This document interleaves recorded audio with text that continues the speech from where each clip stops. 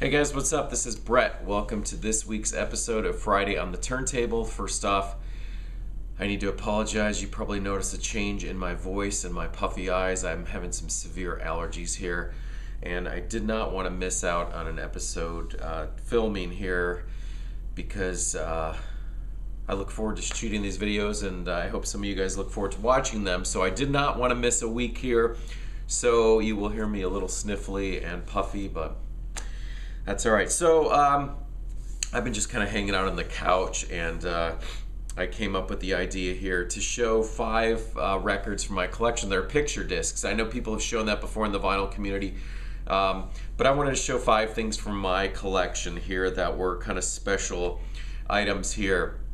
I don't actively go out looking for picture discs, but when I do come across them and they're things that I really like, I'll definitely grab them. I know there was a period, I think it was in the late 80s, mid to late 80s, early 90s, where a lot of, I don't know, they were unofficial releases and they were like interviews with bands, and there was like, I remember Jesus, Mary Chain and Bauhaus, and it would have a band photo on it and it would be just an interview, but it would be a picture disc, and I'm not really a fan of those. Let's just get started here. I pulled out 3 12-inch records and 2 7-inch to show you. So let's kick things off here. This is a really cool one.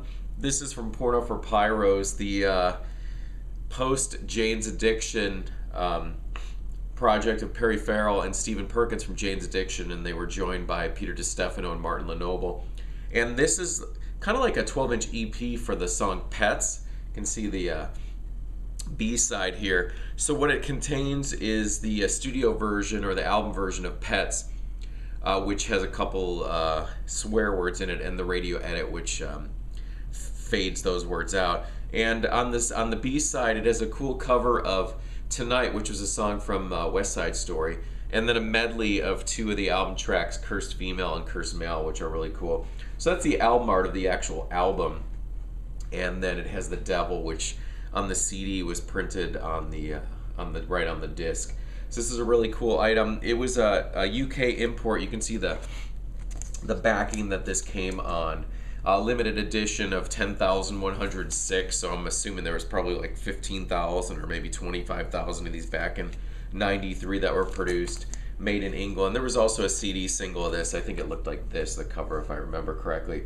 But yeah, really cool to have that one in my collection. I picked this up, I guess, a few years ago. I've rarely come across it, and that's the cool thing about these picture discs, is a lot of them you just don't know are out there, and then you come across them in the stacks and you're like, wow, this is really cool.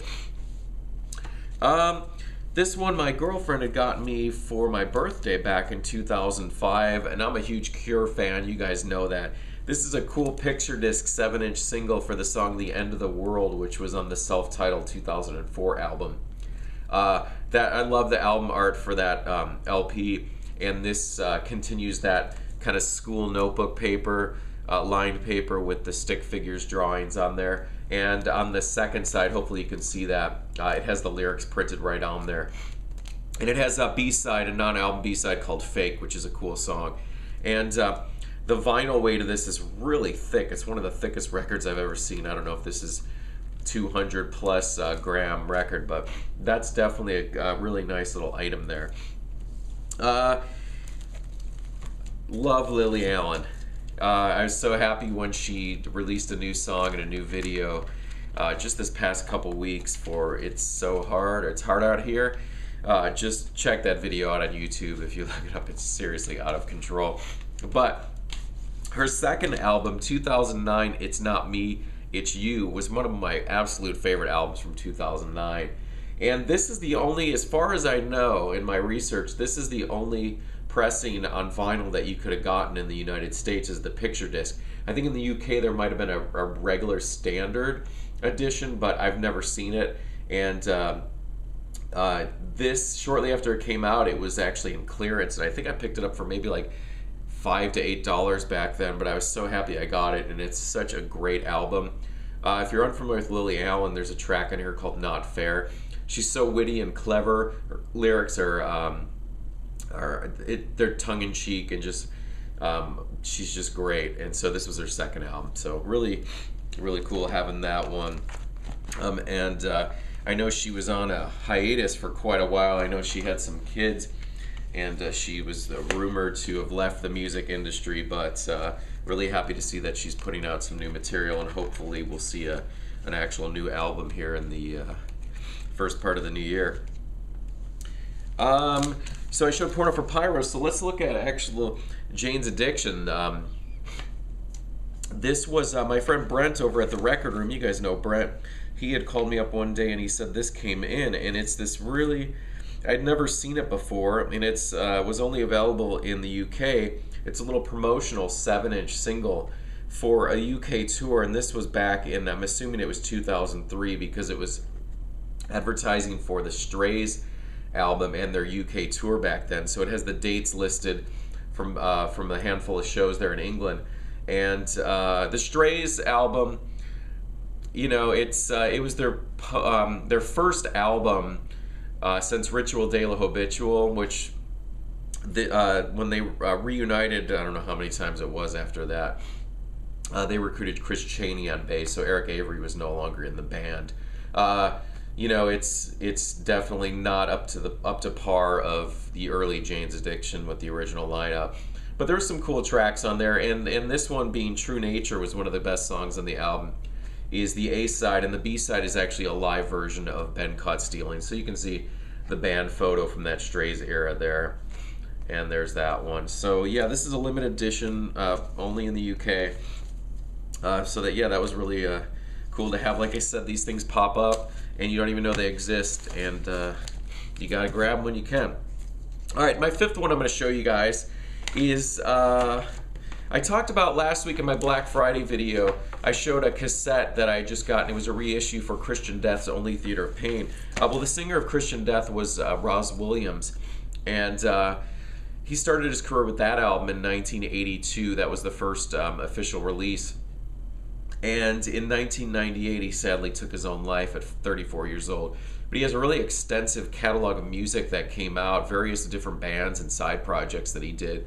But so he left Christian Death in 1985, shortly after the Ashes album came out, which was their third album, and went and did various things. And then he formed a new band called Shadow Project in the early 90s with Eva O, who sang backing vocals on Only Theater of Pain, and had a band called the Super Heroines, and a solo career as well. And Roz and Eva eventually got married, but when they, from what I understood, from what I recall of the story, that they needed money to tour, so they went back in the studio and recorded new versions of some Christian Death songs, and they put out this album, The Iron Mask, which has some kind of pretty, what I would consider, they're kind of almost like really raw mixes of some of the songs, like Spiritual Cramp and Sleepwalk. Skeleton Kiss was actually a song, I believe it was only available as a live recording from the early Christian Death days. Figurative Theater, Desperate Hell,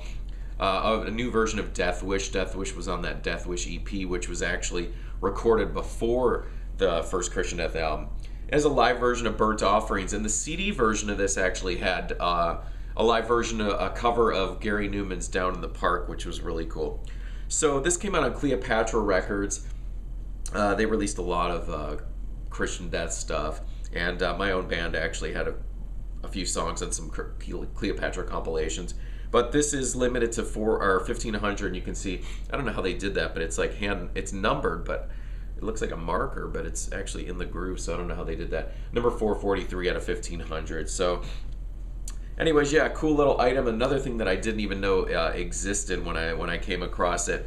So hope you guys enjoyed that little picture disc display here. So thanks for watching and subscribing, guys. I'll talk to you soon.